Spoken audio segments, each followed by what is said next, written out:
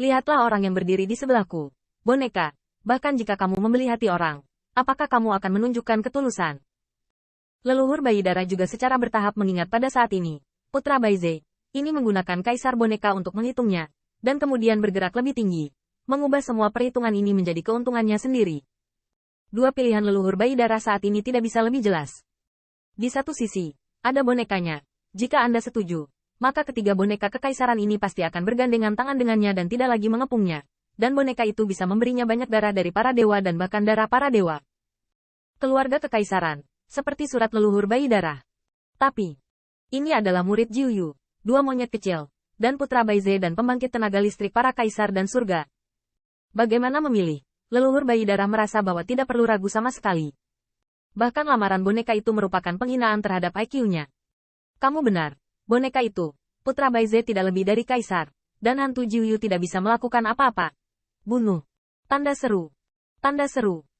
Leluhur berdarah itu tersenyum muram dan meneriakkan kata membunuh. Tetapi begitu dia menyelesaikan pembunuhan, dia melihatnya mengacungkan pisau daging, menoleh dan membunuh 3 boneka kerajaan kaisar.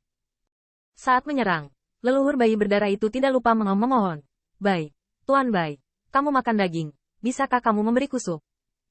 Bai Guanxing tersenyum tipis, dan boneka itu sebenarnya tidak bodoh, ketika dia menunjukkan sikapnya di mulut leluhur yang berdarah. Tetapi tindakannya benar-benar berlawanan, boneka itu sudah mulai waspada. Ketiga boneka itu menghancurkan ruang dan mundur lagi dan lagi, sehingga sulit bagi leluhur bayi darah untuk mengejar dan membunuh mereka untuk sementara waktu. Putra Baize, dapatkan milikmu. Reaksi ketiga boneka itu membuktikan bahwa boneka itu tahu persis apa yang sedang terjadi. Lari. Putra Baize telah mengambil formasi kekaisarannya, dan ingin mengambil boneka kekaisarannya. Ini menginjak wajahnya untuk mencuri harta karun dari kota Wuxin. Bai Guanxing tersenyum jahat, mudah untuk mengatakan, selama kamu masuk akal, darah yang kamu berikan padaku tidak dapat dikembalikan. Leluhur berdarah itu bergetar tiba-tiba. Setelah ingatannya pulih, kecuali jari elf yang patah, dia tidak ingat. Banyak harta yang biasanya dia bawa semuanya diambil oleh putra Baize. Dia tidak berharap untuk mengembalikan beberapa harta karun Dao. Tetapi jika ada kapal yang berisi lautan darah, ketiga boneka kaisar ini dapat mengalahkannya dengan sangat buruk. Untuk menunjukkan ketulusannya, Bai Guanxing membuang botol porselen dengan keras, dan melihat leluhur bayi darah memegangnya di tangannya. Dia mengangkat kepalanya dan terus menuangkan ke dalam mulutnya, seolah-olah dia bisa minum sungai darah dalam satu napas. Lautan darah yang agung masuk ke perut, dan tubuh asli leluhur bayi darah yang keriput berangsur-angsur pulih. Dia hanya melihat mulutnya dan niat membunuh. Selama ada darah, maka dia tidak akan terkalahkan. Ini adalah cara kekaisaran nenek moyang bayi darah. Itu adalah kekuatan menakutkan yang sangat haus darah. Dan Bai Guanxing berdiri di udara pada saat ini, melambaikan tangannya, seolah-olah mengajar adik laki-laki. Apa yang kamu lakukan dengan linglung? Tangkap boneka itu. Hal-hal dibawa ke situasi seperti itu oleh Bai Guanxing. Tak perlu dikatakan, Qin Yichen sudah tahu apa yang harus dilakukan. Satu-satunya masalah adalah ketiga boneka kekaisaran ini, berlari cukup cepat. Hanya ketika langit bulan iblis berubah menjadi bulan berdarah dan naik ke langit, Bai Guanxing menjadi tidak senang seolah-olah mereka dipanggil oleh adik laki-lakinya. Kamu sudah selesai. Bai Guanxing benar-benar marah hari ini. Dia pertama kali mengambil formasi kekaisaran boneka itu, dan kali ini dia mengejar dan membunuh boneka kekaisaran di bawah mata boneka itu. Ini bukan mengejar dan membunuh. Kekuatan boneka 3 kaisar tidak kalah dengan 3 kaisar. Tetapi pada saat ini mereka seperti mangsa yang panik. Setelah ditangkap, mereka jelas akan menjadi boneka Qin Yichen mulai sekarang. Putra Baize. Boneka itu tampaknya tidak memiliki keinginan, tetapi ini penuh dengan kemarahan dan minuman rendah. Seolah-olah itu adalah kebencian boneka itu di puncak kota Wuxin. Putra Baize sangat menipu. Di depannya, mengambil barang-barangnya, kunci yang dia gunakan untuk menahan tamu tak diundang ini. Tetapi mereka semua memenuhi putra Baize untuk memberikan arang di salju untuk membeli hati orang. Berkelahi dengan putra Baize? Anda tidak benar-benar berpikir bahwa Tuan Bai hanyalah seorang kaisar. Anda dapat memprovokasinya? Leluhur bayi darah adalah yang paling ganas saat ini. Lagi pula, darah di tangan putra Baize adalah akumulasinya selama bertahun-tahun, dan itu juga merupakan keberuntungan besar.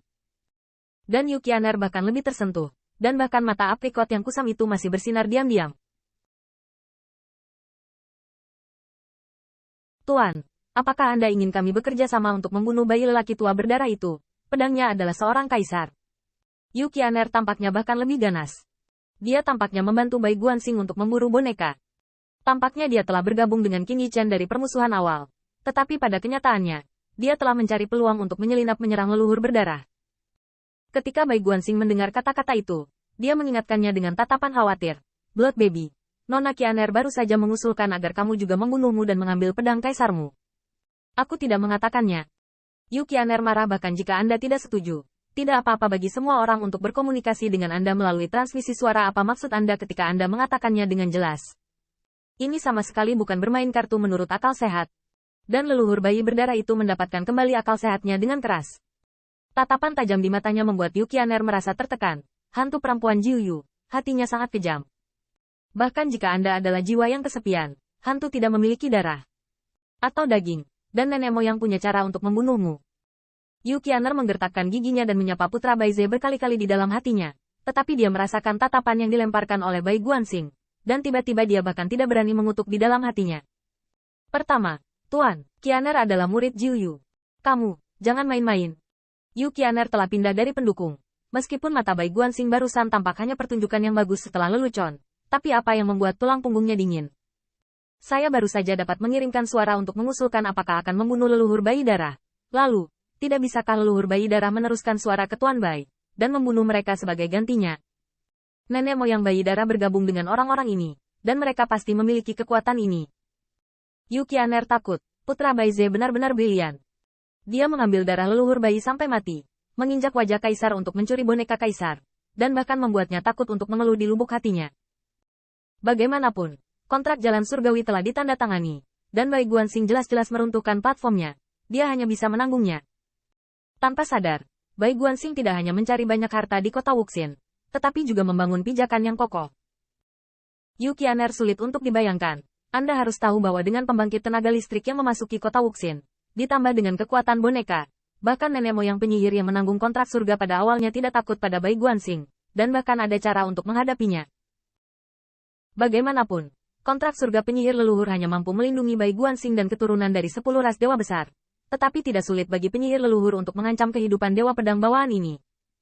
Tapi setelah dilempar oleh Bai Guanxing, Yu Qianer bahkan menantikannya. Di kota Wuxin, yang pertama pasti akan bertemu dengan istana iblis kuno. Dan kecerdasan dan keberanian seperti apa yang akan terjadi ketika mereka menghadapinya?